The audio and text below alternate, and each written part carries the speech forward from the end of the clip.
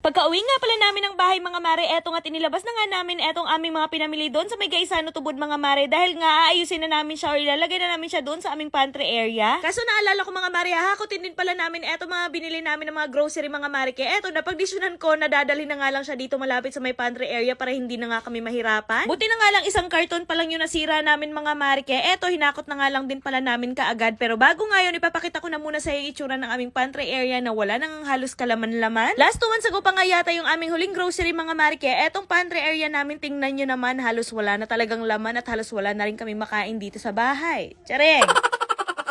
Inagyaw na nga etong aming pantry area mga mare kasi nga ilang buwan na nga itong walang laman. Diyos ko po, Rudy. Anyway, si Tita Aret na nga rin pala tsaka si Dada yung nakatoka dito sa pag-aayos or pag-arrange na itong mga pinamili namin mga mare kasi nga busy ang person na to. Habang nag-e-edit nga ako, sila na nga lang din pala yung nag-ayos dito sa may kusina mga mare para mas mabilis matapos talagang pinagtulungan na nila. Sakto din naman mga mare, handito yung pinsan ko kaya habang naglilinis sila at habang nag-arrange sila, eto nga siya nagluluto na. Para pagkatapos nila mag-arrange mga mare at after ko rin mag-edit, meron na nga kaming pagkain para sa panghapunan. Si Dada na nga rin pala nakatoka sa paglagay ng mga condiments dito sa aming pantry area mga mare. Tapos si Auntie Arit naman, siya na nga rin pala nakatoka dito sa aming ref. Sabi ko nga sa kanila, ganda lang talaga ang maiambag ko. Pasensya na, God bless.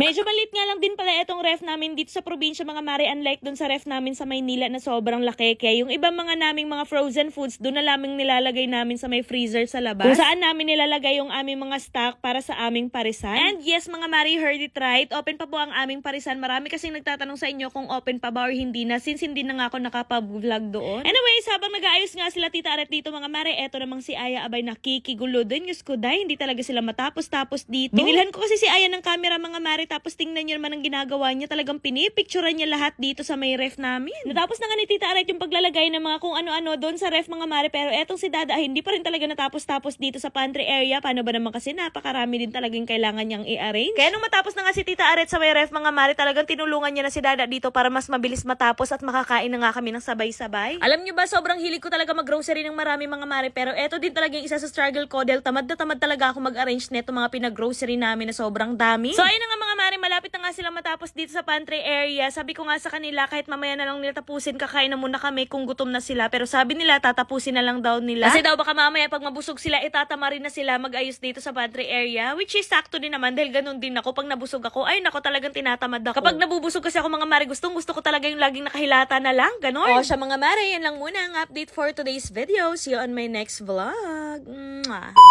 Gusto niyo ba magkaroon ng 500 pesos? So wag niyo lang i-skip itong video na to dahil for today's video, mamimigay tayo ng 500 pesos sa mga magre-register ng PH Minds na nasa comment section yung link. Pero bago yun, ipapakita ko na muna sa inyo kung paano ako nananalo at naglalaro dito. Dito nga pala sa PH Minds guys, marami nga palang games na pwedeng pagpilian. Pero usually dito talaga ako naglalaro sa may Super Ace dahil napakadali lang talaga maglaro dito. So play lang tayo, papakita ko sa inyo guys. So ayun, magtataya lamang tayo dito ng kahit 500 pesos. And ngayon, titingnan natin kung mananalo tayo. So, yan, tumaya lang ako ng 500. And let's see kung mananalo tayo ngayon. Let's go! Tumaya lang ako ng 500 pesos. Mananalo kaya tayo ngayon. Ay! 150! Ay, Oy, 75! Nanalo ulit tayo ng 75! Ay, 100! 100! Malapit na natin. Ay, 25! Oh, not bad.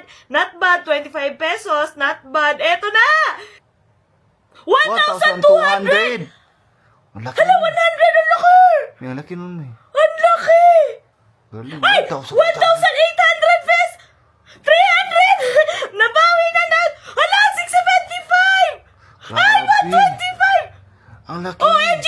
Kaya sa mga gusto manalo, ay 300! Kaya sa mga gusto manalo at mag-register guys, nasa comment section yung link. I-click nyo lang yan. Tapos kung may proof kayo na nag-register kayo, mamimili ako ng mabibigyan ng 500 pesos! Ayan o! Big win!